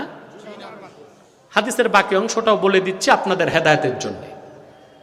রাসূলুল্লাহ বললেন, প্রত্যেক মানুষকে মাটি চাপ দিবে, নামাজিকেও বেনামাজিকেও, ইমানদারকেও কাফেরকেও মুশরিককেও বেঈমানকেও। প্রশ্ন আসে না, তুই ইমান এনে নামাজ পড়ে লাভ কি? মাতো না ভাই।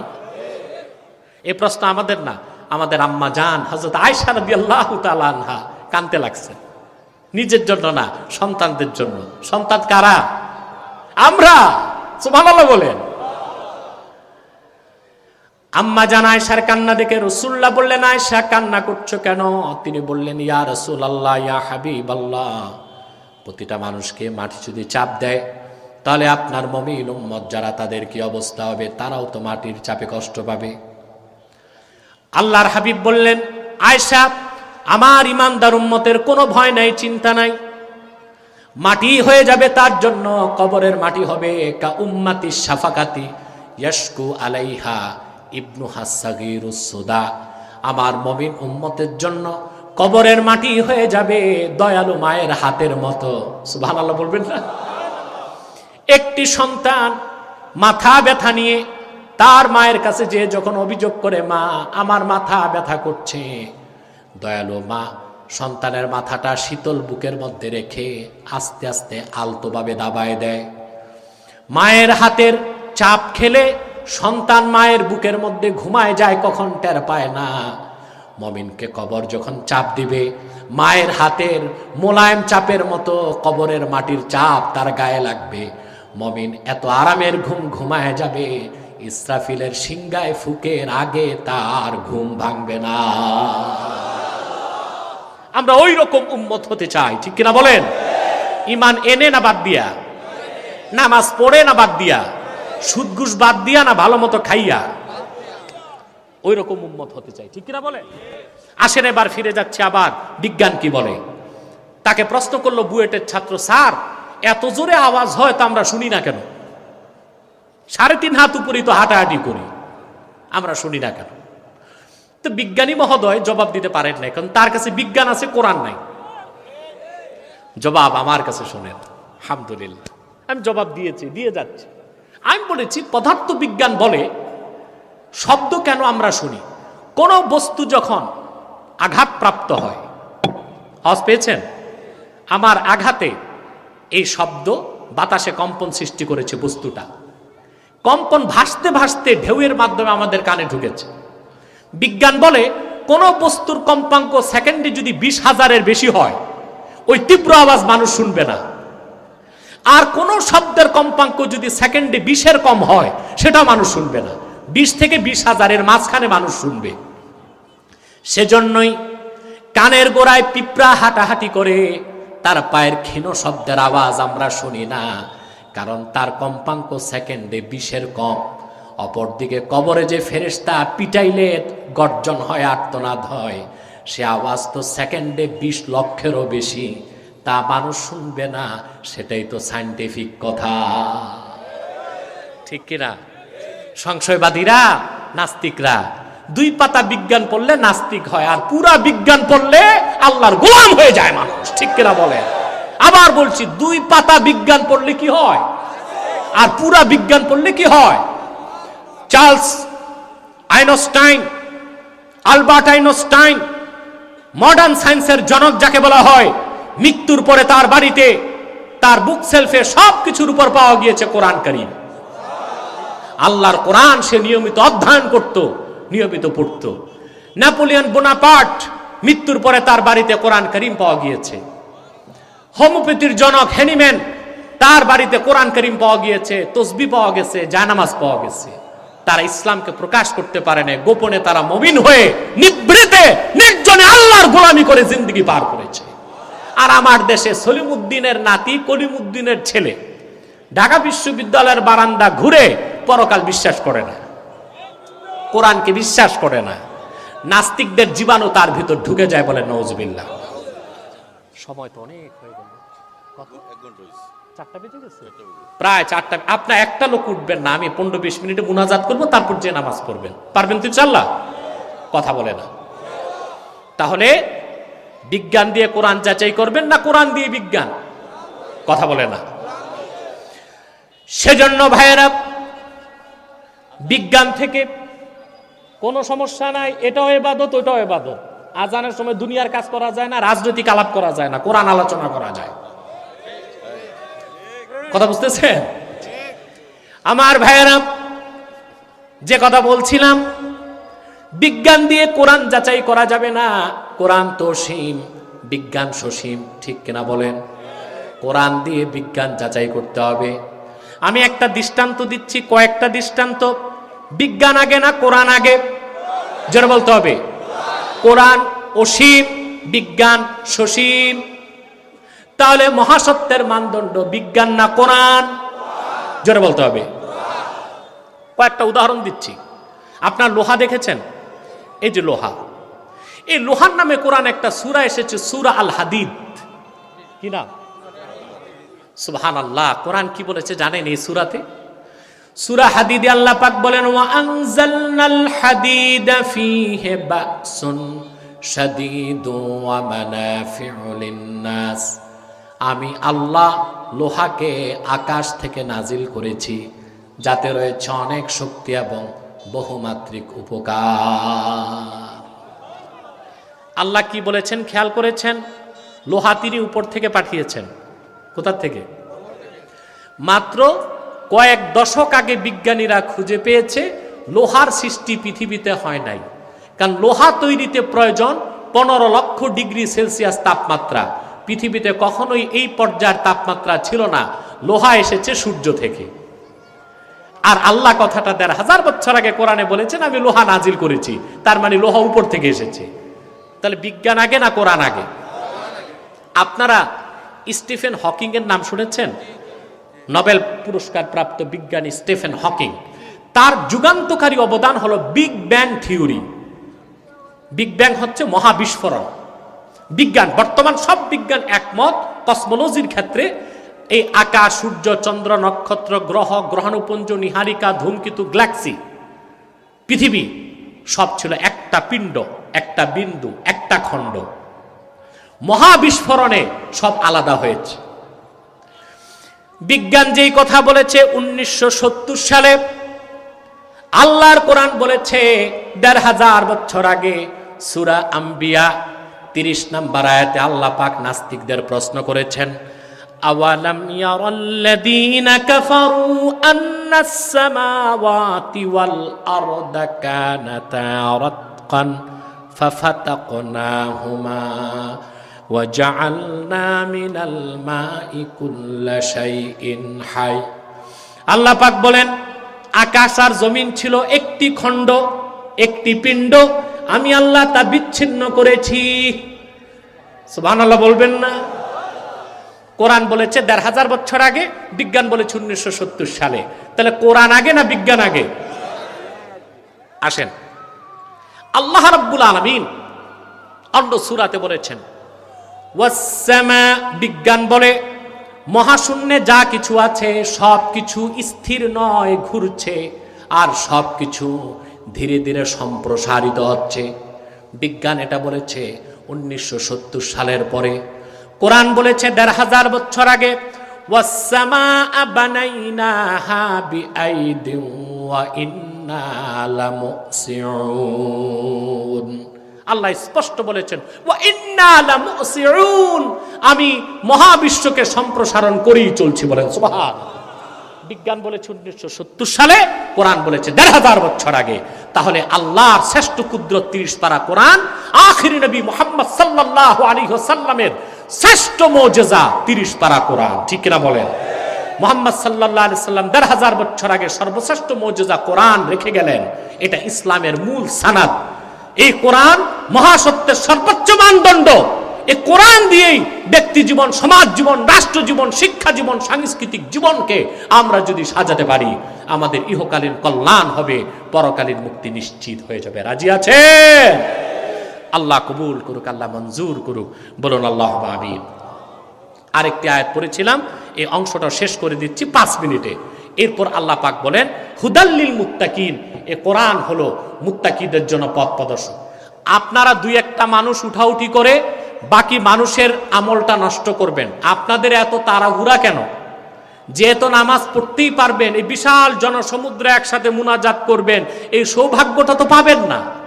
আমরা 15-20 মিনিটে শেষ করে দিচ্ছি প্রোগ্রামটা, আপাতত রাতে আবার চলবে ইনশাআল্লাহ। বলেন ইনশাআল্লাহ। এরপর আল্লাহ বলেছেন হুদাল্লিল মুত্তাকিন, কোরআন হচ্ছে মুত্তাকিদের জন্য পথ প্রদর্শক। কাদের জন্য? জোরে মাতো না ভাই সাহেব। মুত্তাকিকে যার লম্বা দাড়ি, লম্বা জুব্বা, লম্বা পাগড়ি, 1000 দানার তসবিহ, এর নাম মুত্তাকি না? না, আমি ব্যাখ্যা দিচ্ছি, 1 মিনিট হলো ব্যাখ্যা দিব মুত্তাকিকে। এখন কথা হলো আল্লাহ বলেছেন হুদাল্লিল মুত্তাকিন, কোরআন মুত্তাকিদের জন্য পথ প্রদর্শক। তাহলে প্রশ্ন আসে, বাকি যারা মুসলমান তাদের জন্য কি পথ প্রদর্শক নয়? প্রশ্ন আসে না? আল্লাহ জবাব দিয়েছেন আরেক জায়গায়, وَنَزَّلْنَا عَلَيْكَ الْكِتَابَ تِبْيَانًا لِكُلِّ شَيْءٍ وَهُدًى وَرَحْمَةً وَبُشْرَى لِلْمُسْلِمِينَ। এই কোরআন সকল মুসলমানের জন্য পথ প্রদর্শক। প্রশ্ন আসে, তাহলে বাকি যারা মানুষ, অন্য ধর্মের মানুষ, তাদের জন্য কি পথ প্রদর্শক নয়? আল্লাহ জবাব দিয়েছেন শাহরু রমাদানাল্লাযী উনজিলা ফীহিল কুরআনু হুদাল লিন-নাসি ওয়া বায়্যিনাতিম মিনাল হুদা ওয়াল ফুরকান। হুদাল লিন-নাস, এই কোরআন পৃথিবীর সকল যুগের, দেশের, বর্ণের, বংশের মানুষের জন্য হেদায়েতকারী। বলেন সুবহানাল্লাহ। এখন একটা বুদ্ধিজীবী মহল থেকে একটা প্রশ্ন আসে আমাদের কাছে, উত্তরটা আমি বহু লেকচারে দিয়েছি, বহু লাইভ শোতে দিয়েছি, বহু লেকচারে দিয়েছি, আপনাদেরকে শোনায় দিচ্ছি, কারণ আমাদের তো আত্মপক্ষ সমর্থন করতে হবে নাকি? কথা বলে না। একটা চোর বাংলাদেশে আত্মপক্ষ সমর্থন করার সুযোগ পায়, একটা ডাকাত পায়, একটা খুনি পায়। আল্লাহর আকাশের নিচে সর্বশ্রেষ্ঠ সন্তান উলামায়ে কেরাম, সবার আগে আত্মপক্ষ সমর্থনের সুযোগ দিতে হবে, বাক স্বাধীনতা দিতে হবে, সম্মান দিতে হবে, উলামায়ে কেরামকে অধিকার দিতে হবে। ঠিক কিনা বলে? আত্মপক্ষ সমর্থন করছি। আমাদেরকে বলা হয় আমরা সাম্প্রদায়িক। আমরা কি? এক বুদ্ধিজীবী আমাকে বলছে আপনি মৌলবাদী। আমি বলেছি আমি অবশ্যই মৌলবাদী, তবে জঙ্গিবাদী আর উগ্রবাদী না। আমরা জিহাদকে বিশ্বাস করি, সশস্ত্র জিহাদকে, কোরআন সুন্নাহ মোতাবেক। তবে আমরা আইএস এর সাথে সম্পর্ক নাই, জেএমবি, সেটাকে আমরা মনে করি ডেসপারেট দল। ঠিক কিনা? আমরা মৌলবাদী, কিন্তু আমরা উগ্রবাদী নই। বলে আমরা সাম্প্রদায়িক না। বড় আশ্চর্যের বিষয়, উদরপিণ্ডি বুদর গাড়ে দেয় ওরা, চোরের মার বড় গলা। মুসলমান একমাত্র অসাম্প্রদায়িক, সে সাম্প্রদায়িক হতে পারে না, বাকি সকল ধর্মের লোক সাম্প্রদায়িক। কেন? প্রশ্ন আসে না? আসে। যেই ধর্মের লোক তার সম্প্রদায়ের গণ্ডির মধ্যে আবদ্ধ থাকবে সেই তো সাম্প্রদায়িক। মুসলমান সাম্প্রদায়িক হতে পারে না, কারণ এই সৃষ্টি জগতের যিনি স্রষ্টা আল্লাহ, তিনি একটি সম্প্রদায়ের নয়, তিনি সব সম্প্রদায়ের মালিক। ঠিক কিনা বলেন? আল্লাহ কি আমাদের রব না সবার রব? কুল আউযু বিরাব্বিন নাস, তিনি রাব্বিন নাস, গোটা মানব জাতির রব। ইসলাম এসেছে যার মাধ্যমে, নবী কুল সম্রাট আখির নবী মুহাম্মদ সাল্লাল্লাহু আলাইহি সাল্লাম, তিনি কি শুধু আমাদের জন্য এসেছেন না সব জাতির হেদায়েতের জন্য? আল্লাহ পাক বলেন ইন্নামা আনতা মুনযির ওয়া লিকুল্লি কওমিন হাদ। মুহাম্মদ সাল্লাল্লাহু আলাইহি সাল্লাম, আপনি সুস্পষ্ট সতর্ককারী, আর পৃথিবীর সকল জাতির, ধর্মের, বংশের, বর্ণের মানুষের জন্য হেদায়েত আনয়নকারী। তাহলে রাসূলুল্লাহ, আল্লাহ নিজ সকল সাম্প্রদায়িকতার ঊর্ধ্বে, রাসূলুল্লাহ সকল সাম্প্রদায়িকতার ঊর্ধ্বে। সুবহানাল্লাহ বলবেন। 3 নাম্বার হলো কোরআন। এটা শুধু মুসলমানের জন্য? কথা বলে না। আল্লাহ বলেছেন হুদাল্লিন নাস, পৃথিবীর সকল জাতির জন্য হেদায়েতকারী। কোরআনও সাম্প্রদায়িকতার ঊর্ধ্বে। 4 নাম্বার, আমরা মুসলমান, আমাদেরকে আল্লাহ কি বলেছেন? আল্লাহ পাক বলেন কুনতুম খায়রা উম্মাতিন উখরিজাত লিন-নাস, উম্মতে মুহাম্মাদি, তোমরাই সর্বশ্রেষ্ঠ জাতি। উখরিজাত লিন-নাস আই আখরাজাকুমুল্লাহু লিনাফইন নাস, গোটা মানব জাতির কল্যাণে আল্লাহ পাক তোমাদেরকে তৈরি করেছেন। তাহলে আমরা মুসলমান শুধু আমাদের জন্য না, সকল সম্প্রদায়ের জন্য, সেজন্য আমরা অসাম্প্রদায়িক। এই জন্য একমাত্র ইসলাম দিয়ে দেশ চালানো যায়, অন্য ধর্ম দিয়ে দেশ চালানো যায় না। কেন? তারও জবাব দিয়ে দিচ্ছে। আমাকে এক বুদ্ধিজীবী প্রশ্ন করেছিল অন্য একটি লাইভ শোতে, আপনারা ইসলাম দিয়ে দেশ চালাতে চান, কোরআন দিয়ে দেশ চালাতে চান, ভারতের হিন্দুরা যদি বলে হিন্দু ধর্ম দিয়ে দেশ চলবে, জবাব কি দিয়েছে আমি জানেন না? জবাব দিব। মনে করুন হিন্দুরা খুব নির্যাতন হচ্ছে এখন ভারতে, দোয়া করবেন মুসলমানদের জন্য। তারা যদি হিন্দু ধর্ম দিয়ে দেশ চালাতে যায়, সমস্যাটা কই হবে জানেন? তাদের ধর্ম দিয়ে দেশ চালাবার অর্থ হলো ধর্মগ্রন্থের আইনকে প্রতিষ্ঠিত করা, ঠিক কিনা? তাদের সবচেয়ে অথেন্টিক ধর্মগ্রন্থ হচ্ছে ঋগ্বেদ। কি নাম এটা? হিন্দুদের সবচেয়ে অথেন্টিক ধর্মগ্রন্থ ঋগ্বেদ। এটার যেটা উর্দু, আমি তো আর সংস্কৃতি পারি না, উর্দু ভার্সন যেটা বানারস থেকে ছাপে, সেখানে লেখা আছে তাদের কনসেপ্ট, তাদের ধর্মীয় বিশ্বাস মূল ধর্মগ্রন্থের, ভগবান কি কোই আক্স नहीं है, যিনি ঈশ্বর ভগবান, ওনার কোনো প্রতিচ্ছবি নাই, ওনার কোনো প্রতিমা নাই, ওনার কোনো মূর্তি হতে পারে না। তাহলে তারা হিন্দু ধর্ম দিয়ে দেশ চালাতে গেলে প্রথমেই তাদেরকে সংসদে আইন করে সব পূজা মণ্ডপ থেকে মূর্তি বের করতে হবে। এখন কি করবে তারা? ধর্ম দিয়ে দেশ চালাবে না ধর্মের জাত রক্ষা করবে? পারবে? সম্ভব এটা? আসেন, খ্রিস্টানরা যদি বলে ঠিক আছে সুযোগ আমাদেরকে দেন, আমরা একটু ধর্ম দিয়ে দেশ চালাই। তা আপনারা জানেন খ্রিস্টান ধর্ম, তারা যাকে নবী মানে হযরত ঈসা আলাইহিস সালাম, ঠিক কিনা, উনি বিয়ে করতে পারেন নাই, আল্লাহ ওনাকে আকাশে উঠায় নিয়েছেন। কোথায়? এটা আমাদের বিশ্বাস। আর খ্রিস্টান যারা বিলিভস অন ক্রুসিফিকেশন, তারা ক্রুশবিদ্ধতায় বিশ্বাস করে। তারা মনে করে ঈসাকে ক্রুশবিদ্ধ করে হত্যা করা হয়েছে। কোরআন বলেছে না, তাকে হত্যা করা হয়নি, তাকে শুলেও চড়ানো হয়নি, তাকে আকাশে উঠানো হয়েছে। কিয়ামতের আগে উম্মতে মুহাম্মদী হিসেবে তিনি দাজ্জালকে হত্যা করতে নেমে আসবেন। কিন্তু একটি জায়গায় তারা এবং আমরা একই বিশ্বাস, তিনি বিয়ে করেন নাই। তিনি এখন ধর্ম দিয়া দেশ চালাতে গেলে ধর্ম আসলো যার মাধ্যমে ওনার আদর্শ বাদ দেওয়া যায়, তাহলে তাদের সংসদে আইন করে বিয়ে করাকে হারাম করতে হবে, যে কোনো খ্রিস্টান বিয়ে করতে পারবে না, কারণ নবী বিয়ে করে নাই। তখন খ্রিস্টান ধর্মের লোক বাড়বে না কমবে? কমতে কমতে এক সময় তারা দেশই হারিয়ে ফেলবে। কারণ রাষ্ট্রবিজ্ঞান বলে দেশ হতে দুইটা জিনিস লাগে, নির্ধারিত ভূখণ্ড এবং নির্ধারিত ভাষা ও সংস্কৃতির একটি জনগোষ্ঠী, দুইটা মিলে হয় রাষ্ট্র। জনগোষ্ঠী নাই, ভূখণ্ড আছে, ওটা দেশ না। ভূখণ্ড আছে, জনগণ নাই, ওটাও দেশ না। তাই খ্রিস্টানরা ধর্ম দিয়া দেশ চালাতে গেলে দেশই থাকবে না। বৌদ্ধরা যদি বলে আমরা একটু ঠান্ডা আছি, আমাদেরকে দেন একটু দেশ চালাই, আমাকে বৌদ্ধ ধর্ম দিয়া, তা আমরা বলবো ঠিক আছে চালান।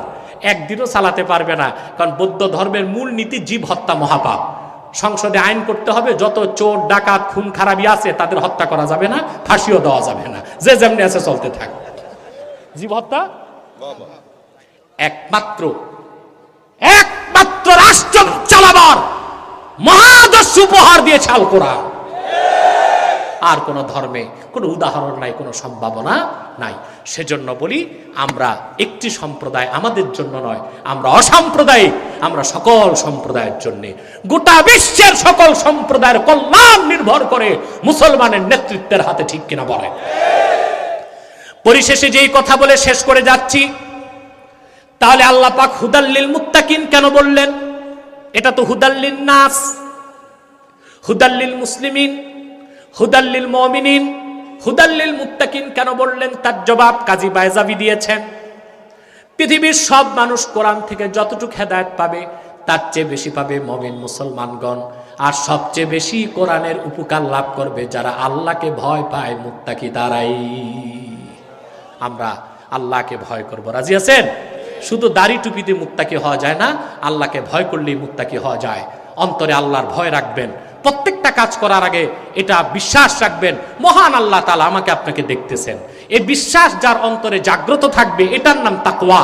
এই তাকওয়া যার আছে সে চুরি করবে না, ডাকাতি করবে না, নেশা করবে না, খুন খারাপি করবে না, খাদ্যে ভেজাল মিশাবে না, আরেকজনের খেত ধাক্কাধাক্কি করবে না, অন্যায়ভাবে কাউকে মারবে না, মিথ্যা মামলা দিবে না, দুধে পানি মিশাবে না, জেনা ব্যভিচার করবে না, গণধর্ষণ করে মা মহিলাদেরকে হত্যা করে নারী নির্যাতনের তাণ্ডব বাংলাদেশে করবে না, ঠিক কিনা? বাংলাদেশের সবচেয়ে বড় সমস্যা এখন নেশা আর ধর্ষণ, ঠিক কিনা বলেন? এই ক্ষেত্রে সরকার জিরো টলারেন্স, নেশা বন্ধে এবং নারী নির্যাতন বন্ধে, কিন্তু সাকসেস হচ্ছে না কেন? তার দুটো কারণ। এক, ত্রুটিপূর্ণ শিক্ষা ব্যবস্থা, ত্রুটিপূর্ণ আইন। ইংরেজদের 190 বছরের পুরনো আইন দিয়া ধর্ষণ মুক্ত বাংলাদেশ করা সম্ভব হবে না। আর ইংরেজদের রেখে যাওয়া শিক্ষা কারিকুলামের শিক্ষা দিয়ে যুবকদেরকে সংশোধন করা যাবে না। যদি ধর্ষণ মুক্ত বাংলাদেশ চাও, যদি সন্ত্রাস মুক্ত বাংলাদেশ চাও, যদি স্বাধীনতার স্থপতি বঙ্গবন্ধু সোনার বাংলাদেশ চাও, ইংরেজ আইন বাদ দিতে হবে, ইংরেজি শিক্ষা বাদ দিতে হবে, প্রাইমারি থেকে বিশ্ববিদ্যালয় পর্যন্ত কোরআনের শিক্ষাকে বাধ্যতামূলক করতে হবে। ঠিক। সুন্নাহর আলম গড়ে গড়ে জালো, সাহেব কিবলা নির্দেশ, বাঁচাও ইমান বাঁচাও দেশ, নারায়ে তাকবীর। তাহলে সোনার বাংলাদেশ যদি গড়তে চান, কোরআন সুন্নাহর শিক্ষাকে প্রাইমারি থেকে বিশ্ববিদ্যালয় পর্যন্ত বাধ্যতামূলক করতে হবে। আর বিশেষ করে ধর্ষণ বন্ধে কোরআনের আইনকে বাস্তবায়ন করতে হবে। ইংরেজ আইন দিয়া ধর্ষণ ঠেকানো যাবে না। আমাদেরকে মুত্তাকি হতে হবে। আল্লাহ পাক যেন কবুল করেন, বলুন আল্লাহুম্মা আমিন। যারা দাঁড়িয়ে আছেন বসে যান মুনাজাতের আগে, কেউ দাঁড়িয়ে থাকবেন না। আপনাদের কোমরের হাড্ডি যথেষ্ট শক্তিশালী এবং হাঁটুর স্প্রিংও খুব টাইট।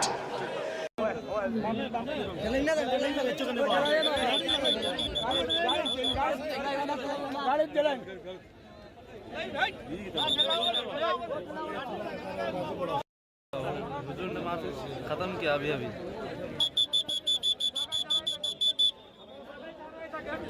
जी अभी।